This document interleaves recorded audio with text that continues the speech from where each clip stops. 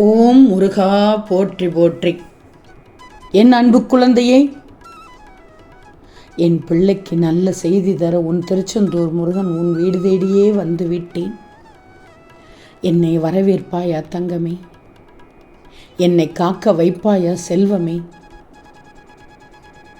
நீ கேளாத செல்வத்தையும் புகழையும் இந்த திருச்செந்தூர் முருகன் உனக்கு தரப்போகிறேன். நம்பிக்கையோடு திருச்செந்தூர் முருகா என்று சொல், அத்தனையும் உனக்கு கிடைக்கும். என் தங்கமே, உன் முயற்சியை தாண்டி ஏதோ ஒன்று நடக்கிறது என்றால் அது என்னுடைய விருப்பம் என்று ஏற்றுக்கொள். ஏன்னா சில நேரங்களில் சில முடிவுகள் உன் புதிய வாழ்க்கைக்கு தொடக்கமாக கூட இருக்கலாம்.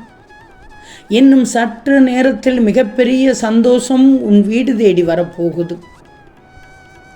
நான் சொல்வதை அலட்சியம் மட்டும் செய்து விடாதே. நீண்ட கால கடன் பிரச்சனை தீரப்போகிறது. நம்பிக்கையுடன் இதை பார்த்தவுடன் இந்த முருகனை வணங்கி மனதார வேண்டி அனைவருக்கும் பகிர்ந்து விடு. ஓம் சரவண பவ என்று சொல்லிவிடு. நிச்சயம் நீண்ட கால கடன் பிரச்சனை தீரும் தங்கமே. என் செல்வமே, நிம்மதியாக நீ வாழ வேண்டுமென்றால் உன் மனதின் கவலைகளை தூண்டிவிடும் சிலரை சந்திப்பதையும் அவர்களை பற்றி சிந்திப்பதையும் நீ இந்த நேரத்தில் தவிர்ப்பது மிக மிக அவசியம். அப்போது சிரிக்கும் ஒருவரை நீ இழந்தாலும் பரவாயில்லை, சிரிப்பு உன்னிடமே இருக்கும். ஆனால் உனக்காக அழும் ஒருவரை மட்டும் இழந்து விடக்கூடாது. அனைத்தும் பறிபோய்விடும். நீ நினைக்கலாம், நேற்று நல்ல உறவுகளாக இருந்தவர்கள் நாளை நம் எதிரிகளாக மாறுவார்கள் என்று. அதனால் எவராக இருந்தாலும் அளவோடு இரு. முழுமையும் யாரையும் நம்பி உன் ரகசியங்களை பரிமாறிக்கொள்ளவே வேண்டாம். நானும் பார்த்து கொண்டுதான் இருக்கிறேன். நடக்குமா நடக்காதா என்று யோசித்து கொண்டே இருக்கிறாய். உன் முழு எண்ணங்களையும் இந்த முருகன் மேல் திருப்பு. அப்புறம் எப்படி சந்தேகம் வரும் என்று நான் பார்க்கிறேன். தனியாய் நீ படுகின்ற கஷ்டங்களும் தனிமையில் நீ வடிக்கின்ற கண்ணீரும் ஒரு நாளும் வீண் போகாது. நீ படுகின்ற துயரங்களை மற்றவர்கள் அறியாமல் வேண்டுமானால் போகலாம். நீ பட்ட கஷ்டங்களுக்கு பலன் கிடைக்கும்படி உன்னை அனைவரும் பார்த்து கண்டு வியப்பார்கள். யாம் இருக்க பயமேன் தங்கமே. உன்னுடைய தவறை உன்னிடமே சொல்பவர்களை இழந்து விடாதே. அவர்கள் நீ மற்றவர்களிடம் தலை குனியக்கூடாது என்று நினைப்பவர்கள். புரிஞ்சுக்கோ, யாரிடத்தில் எப்படி பழக வேண்டும், யாரை நம்ப வேண்டும் என்று. கோபப்பட்டு நீ வென்று விட்டாய் என்றால் உன் கோபம் பெரிது என்ற அர்த்தம் அல்ல. அதை தாங்கிக் கொண்டவர்களின் பொறுமைதான் பெரிது என்ற அர்த்தம். உன் துன்பத்தில் இல்லாத எந்த உறவும் உன் இன்பத்திலும் தேவையில்லை.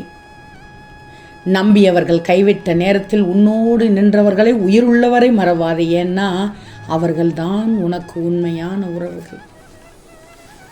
சிலரை நீ முக்கியம் என நினைக்கும் வரையில்தான் அவர்களால் உன்னை காயப்படுத்த முடியும். அதுவே சிலரை கண்டுகொள்ளாமல் இருந்துதான் பாரு, உன் மன வலிகளே குறைந்துவிடும். எனவே யோசித்து பின் செயலாற்று என்றுதான் சொல்கிறேன். எவ்வளவு கோபம் வந்தாலும் நிதானத்தை மட்டும் இழக்கக்கூடாது. ஏன்னா உன் கோபத்தில் இருக்கும் நியாயத்தை விட உன் தகாத வார்த்தைகளே அங்கு பெரிதாக பேசப்படும் தங்கமே. நான் சொல்வதை எல்லாம் கேட்டுக்கோ. நான் ஒன்று சொல்லட்டுமா? சேர்ப்பது மிக கடினம், செலவு செய்வது மிக எளிது. பணம் மட்டுமல்ல, அடுத்தவர் உள்ளத்தில் நீ சேர்த்து வைக்கும் நல்ல எண்ணமும் தான். எந்த எதிர்பார்ப்புமின்றி உனக்காக பிறர் செலவிடும் நேரத்திற்கும் உழைப்புக்கும் நன்றியோடு இருந்துவிடும். மீண்டும் பேசினால் மேலும் மேலும் காயப்படுவோம் என்ற பயத்தினாலேயே உன் மௌனத்தை தேர்ந்தெடுக்கிறது சிலரது அன்பு. விரும்பி நிற்க தெரிந்தவர்களுக்கு விலகி நிற்க தெரியாது. காரணம், அவர்கள் அன்பை கடமையாக வைத்தவர்கள் அல்ல, உண்மையாக வைத்தவர்கள்.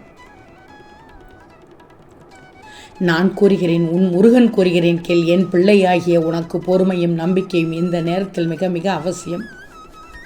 நீ என் மீது நம்பிக்கை இழக்காமல் பொறுத்திரு. உனக்காக உனது சுமைகளை நான் தாங்கிக் கொண்டே இருக்கிறேனே. எதுவாக இருந்தாலும் என்னிடம் சொல்லிவிடு, நான் அதை பூர்த்தி செய்கிறேன். உனக்கு இப்போது பிறருக்கு உதவும் மனம் உண்டு.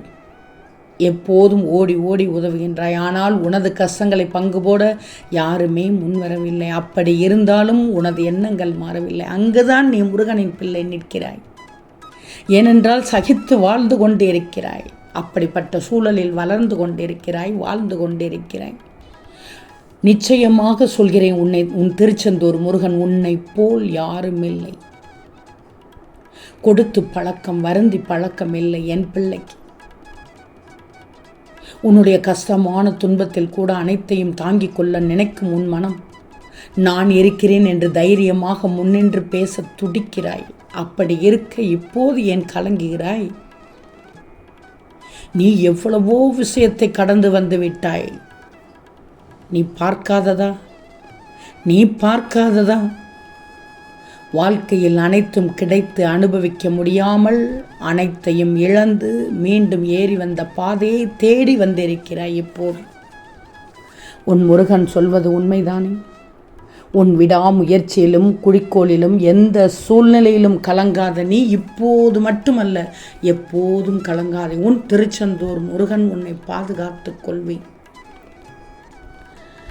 உண்மையான அன்பு ஒன்றே வாழ்க்கையில் மேலே வருவதற்கான அறிகுறி. உன்னுடைய பூர்வ ஜென்ம சாபக்கேடுகள் அனைத்தையும் விளக்கி நீ இழந்தது அனைத்தும் மீண்டும் உனக்கு தேவைப்படும் காலகட்டத்தில் இந்த திருச்செந்தூர் முருகன் உன்னை தேடி வந்தடைய செய்வேன்.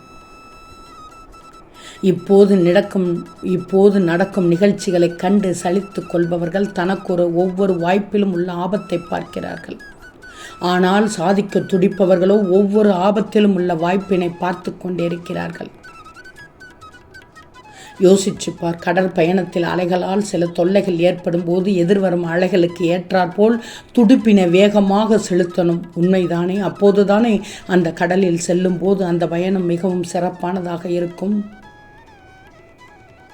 அதுபோல்தான் தங்கமே, உன்னுடைய வாழ்க்கை பாதையில் கஷ்டம் வரும்போது, உன்னுடைய வாழ்க்கை பயணத்தில் கஷ்டம் வரும்போது அதை கண்டு நீ கலக்கமே அடையக்கூடாது. கஷ்டம் என்பது நீ அணியும் பேண்ட் மாதிரி தான். வயிறு சுருங்கினால் பேண்ட் தானாக கீழே இறங்குவது போல உன்னுடைய மனதில் மகிழ்ச்சி நிறைந்திருந்தால் கஷ்டம் தானாக போய்விடும். கடல் அலையில் எதிர்நீச்சல் போட்டு முன்னேறுவதைப் போல வாழ்க்கை என்னும் ஓடத்தில் போராட்டம் இருந்தால்தான் கவலைகள் கூட கரை ஒதுங்கும். ஆக உண்மையான உழைப்பு, உண்மையான திறமை, நம்பிக்கை இருந்தால் வாழ்க்கையில் நீ நிச்சயமாக ஜெயித்து விடுவாய்.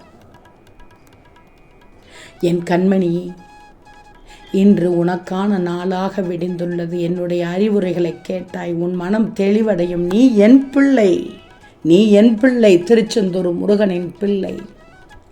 உன்னை ஒருபோதும் கைவிட மாட்டேன். யாம் இருக்க பயமேன். ஓம் முருகா போற்றி போற்றி.